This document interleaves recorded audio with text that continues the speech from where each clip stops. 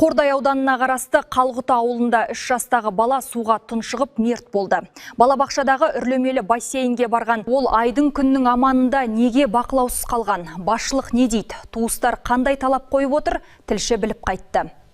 3 жастағы Еркебұлан үйінің кенже баласы. Алдында 2 ағасы бар балдырған ойнап күліп, аулада асыр салып-ақ жүретін дейді туыстары. Бүгінде ештеңе ойламастан әдеттегідей балабақшаға балпаң басып барады. Ал түсте үйіне қаралы хабар жетті. Аңырап ана, боталап әке қалды. Бұл жерде балабақша тәрбиешісінің салғырттығы болып тұр бірінші кезекте. Бұл мәселені көтеріп отырған мақсатымыз әрине осы зерттеуді, осы тексерісті соңына дейін жеткізсе екен деген ойымыз. Шынымен де кім кінәлі, кім салғырттық жасады, және де осы бассейнді қолданған кезде барлық қауіпсіздік шаралары сақталды ма? Сол кезде біз камераларды ашуды өтіндік. Ол кезде бізге айтты, камералар жұмыс жасамайды. Камералар тапсырыс беріп қойғанбыз деген сияқты үстіртін ғана жауаптар біз естідік. Ешқандай да бір қиналып, бір күрсініп өйтіп жаны ашып жүгіріп жатқан адам көрген жоқ, сөздің шыны керек. Марқұмның туыстары балабақшада медициналық қызметкерде жоқ болуы мүмкін деп қауіптенеді. Сондай-ақ жедел жәрдем келгенге дейін балаға алғашқы көмек көрсетілді ме, жоқ па белгісіз. Мәліметтер бойынша 11:20-да қоңырау түседі.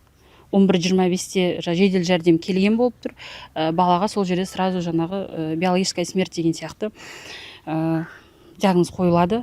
Бұлар бірақ оған дейін скорыйдан бұрын ба или скорыйдан кейін ба біз әлі түсінбей жатырмыз. Баланы алып ауылдық амбулаторияға апарған болып тұр да. И ауылдық амбулаторияның врачы бала уже бізге жеткен кезде уже өлі күйінде болды деген мәліметті айтып отыр. Аталған қайғылы оқиға ауылдағы жекеменшік балабақшалардың бірінде бүгін сағат 11:30-дардың шамасында болған. Біз оқиға орнына келген тұста мұнда балабақшаның басшылығы да және өздерінің тексеруші топтың өкіліміз деп таныстырған беймәлім азаматтар да болды. Біздің сұрауымызға шамалдан кейін жауап беремін деген балабақшаның басшылығы алдымен сәл күте тұруымызды сұрады, және арада 1,5 сағат уақыт өткенде ешқандай да пікір білдірмейтіндерін айтып, аталған қайғылы жағдайға өздерін кінәлі деп санамайтындарын жеткізді. Және ең қиыны баланың дәл сол кезеңде неге бақылаусыз қалғаны, тәрбиешінің қайда болғаны мұндағы басшылыққа беймәлім екен. Есігін тарс жауып, ешкімді кіргізбей отырған балабақшада қазір тексеру жүріп жатыр. Ал бұл дерекке қатысты аудандық полиция бөлімі сотқа дейінгі тергеуді бастаған.